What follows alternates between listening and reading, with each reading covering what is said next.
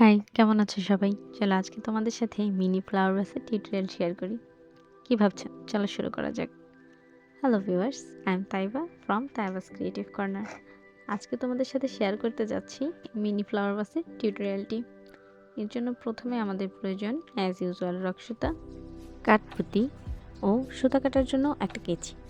প্রথমেই আমরা আমাদের সুতার বাম পাশ দিয়ে মোট 6টা পুঁতি নিয়ে পুঁতিগুলোকে সুতার মাঝে নিয়ে দুটি গিঁট দিয়ে নিব। এরপর এক ঘর কমন নিব ডান দিকে এবং বাম সুতায় 5টি করে পুঁতি নিয়ে 6-এর ফুল তৈরি করব। আবার ডান দিকে এক ঘর কমন নিব। এই প্রসেসে প্রথম লেয়ারটা আমরা শেষ করে নিব। এই লাইনটা কমপ্লিট হয়ে গেলে শেষের ফুলটা তৈরি করার জন্য প্রতিবারের তুলনায় একটা করে ঘর বেশি কমন নিব, অর্থাৎ এখন আমরা 2টা ঘর কমন নিব এবং 6-এর ফুল হওয়ার জন্য বাকি 4টা পুঁতি নিয়ে এই লাইনটি কমপ্লিট করে নিব। ঘর কমপ্লিট হয়ে গেলে এর পরের লাইন করার জন্য 2 ঘর কমন 6-এর ফুল করব এবং 1 ঘর কমন 5-এর ফুল তৈরি করব।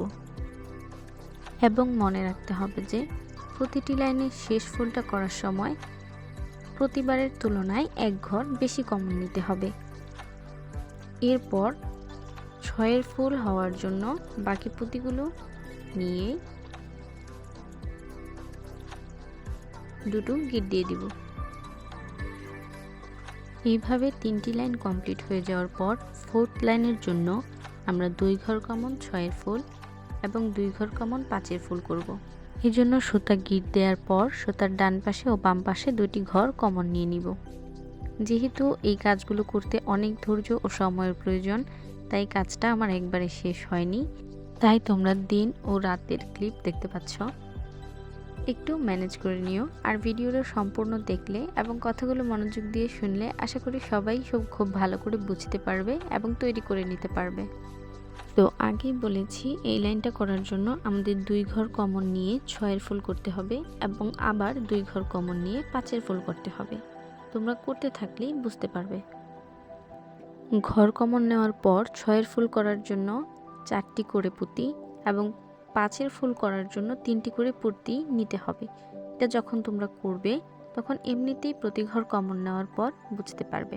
তার জন্য মনোযোগ দিয়ে কথাগুলো শুনতে হবে। পুরো প্রসেসটা একটা ভিডিওতে দেওয়া সম্ভব নয়, কারণ ভিডিওটি অনেক বেশি বড় হয়ে যাবে। তাই আজকের এপিসোডে শুধুমাত্র 4th লাইন পর্যন্তই কমপ্লিট করব। একটি ফুলদানি তৈরির জন্য আমাদের মোট 15 থেকে 16টি লাইনের প্রয়োজন।